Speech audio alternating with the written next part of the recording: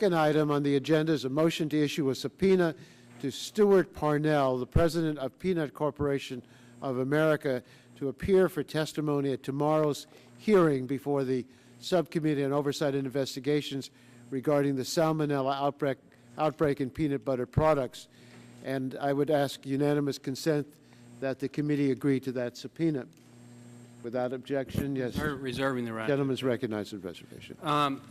I reserve the right to object, Mr. Chairman. I will not object.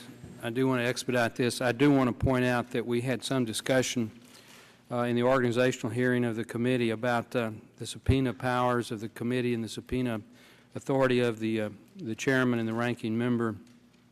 You and I both agreed that it was one of the most important powers that we have in the Congress and should be used with discretion.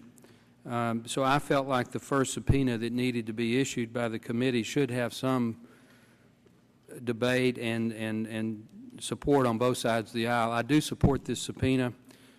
We have the Peanut Corporation of America, and we're well aware of the Salmonella outbreak. And one of the witnesses did not want to come. One did. They're both probably going to invoke their Fifth Amendment right against self-incrimination. But I did believe that since this is our first subpoena, we should have a vote on it. I will support the vote, Mr. Chairman. And with that, I remove my reservation. Thank you, Mr. Barton.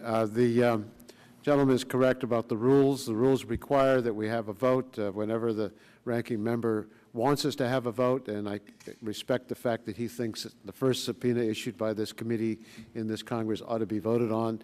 All those in favor of the motion to issue the subpoena say aye. Aye. Aye. Opposed, no. The ayes have it, and the motion is agreed to. The third item is the adoption of the oversight plan. This oversight plan has been reviewed by both sides of the aisle. We've taken suggestions by the Republicans, and I know of no controversy to it. Let me ask if there's any discussion or questions about the oversight. Yes, Mr. Barton. Mr. Chairman, on behalf of the minority, we support the oversight plan that's being brought before us today. Your staff has worked with members of the minority staff and shared their agenda. They have included several changes that the minority has requested into the document. So we're supportive of the process and supportive of the plan. I do wish to point out that we're putting on the President's desk sometime in the near future a stimulus bill that will spend over $100 billion additional dollars into the Medicaid program, and I'm hopeful that as a part of the oversight plan we'll do some oversight in Medicaid and ways to prevent abuse of that program, since we're plussing it up to such a large degree. With that, might also point out that we hope that there'll be some oversight of the Consumer Product Safety Act. That's something you and I were on the conference committee in the last Congress, and we both supported the conference report. The law of unintended consequences are coming to bear, and there are many small manufacturers and retailers around the country that are being put in an extreme situation, since there's no discretion in terms of the testing program, regardless of size.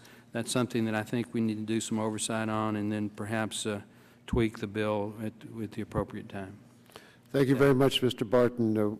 I agree with your suggestions, and we want to do the work of oversight, which in my opinion is as important and many times even more important than the legislation.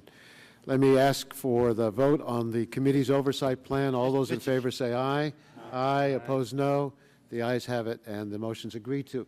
The chairman wants to make an announcement that in 2 minutes there will be a tribute to our longstanding chairman of the committee, John Dingell, who will mark the occasion today of being the longest-serving member in the history of the House of Representatives. So as we adjourn, let's adjourn in his honor and then move as quickly as possible, because I think we all want to be there to pay tribute to him. Mr. Stearns? Mr. Chairman, I wanted to also bring up, you and I talked about this. Is the committee still have jurisdiction over cybersecurity? Were you able to check on that? Because As I pointed out to you, cybersecurity was part of the jurisdiction in the last Congress and before that, and I'm just wondering if it's still... Gentlemen, yield to me. It's my understanding that we do maintain jurisdiction over that. If so, do you mind in the description of what each of the committees has as jurisdiction to include that in? Because right now there's no mention in any of the subcommittees jurisdiction of cybersecurity. I think it'd be good for... Well, if there's nothing mentioning that within the jurisdiction of the subcommittees, then it means it's reserved for the full committee. But I think it would be appropriate to have one of the subcommittees. Well, and also I think in terms of having subcommittee hearings, be important for us to retain that jurisdiction and not let Homeland Security... I think the gentleman's made a good suggestion, and let me take it under advisement. That concludes our meeting. We stand adjourned.